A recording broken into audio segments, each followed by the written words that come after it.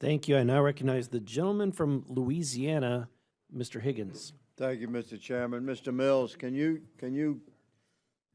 clarify for America what is the consumption of energy that we're talking about here as Americans try to grasp?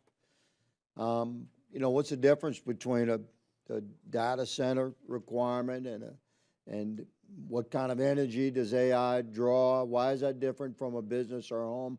Will you explain what we're talking about regarding the needs for the consumption of energy from our, clearly it has to come from our existing grid, or the grid that we envision modernizing in the near future if we're to participate in this global competition to lead the emergence of AI and data technology. So could you clarify for America about how much energy is required for this?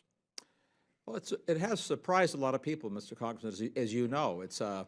The computer age began, I was part of the beginning of the computer age as a young man designing and manufacturing microprocessors, and very few people thought about computers in city-size power consumption terms at that time. There were a handful of forecasters who expected that to happen. I will say again, it happened because we made computing so efficient. The goal of making computers faster is you have to make them more efficient. This is sort of the central requirement. But what it means in simple terms is, well, everything we do, we're broadcasting this hearing live to the internet, and of course that consumes energy. It's just hidden energy. And it consumes roughly as much as the people that are watching it. Each person, their energy share of watching this hearing online is roughly equal to if they took a bus ride 10 or 20 miles. But may I ask if I can interject while the gentleman's explaining? Americans are watching something else if they're not watching this. That's true. And the lights are on in this place, Correct. whether anyone's in this room or not. It's all using energy. The energy, the cameras are plugged in. So yes.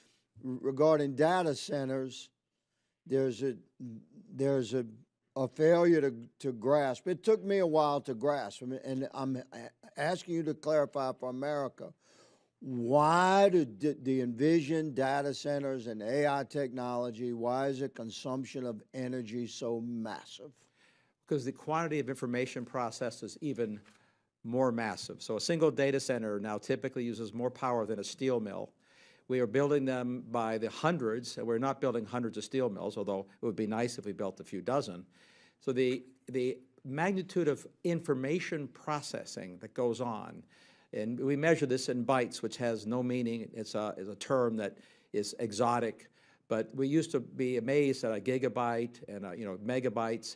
These are measured in numbers that are literally astronomical. The quantity of data being processed and will be processed to do everything that we've heard from our witnesses, my colleagues, it will keep expanding, whether it's medical care or entertainment. Okay, so our existing grid cannot, if we were to win the race, we don't have the grid to carry the victory, do we? That's correct. That's correct, sir. That's right. So modernization of the grid across the country is would you say that's a paramount consideration? Modernization of the grid and the opportunity for private players to produce power that doesn't have to be on grid. Yes, sir. Both. Roger that. Okay, it was brought up earlier regarding the need for fresh water for cooling. Can you comment on that from an energy perspective?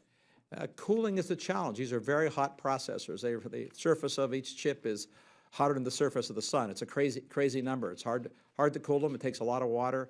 I think what you'll see increasingly is data centers sited where there aren't water challenges and there are not transmission challenges, but because commonly some of the least expensive energy sources are where you also have some of the least water. That's a challenge. That's correct. Is that correct? That is correct. So these are serious challenges. In my remaining half a minute, Mr. Levi, would you please address the supply chains? We have concerns regarding materials and components necessary for us to engage in this competition that we intend to win. Thank you, Representative Higgins. I very much appreciate the question. And yes, we have some very significant supply chain constraints, much of which is really electrical components, and it's a matter of finding transformers, switch gears. Should we be building those components in America, sir? We should, and as an industry, we're leaning into supply chain to try and source as much here as we can, yes, sir. Roger that. Thank you, sir. Mr. Chairman, my time has expired.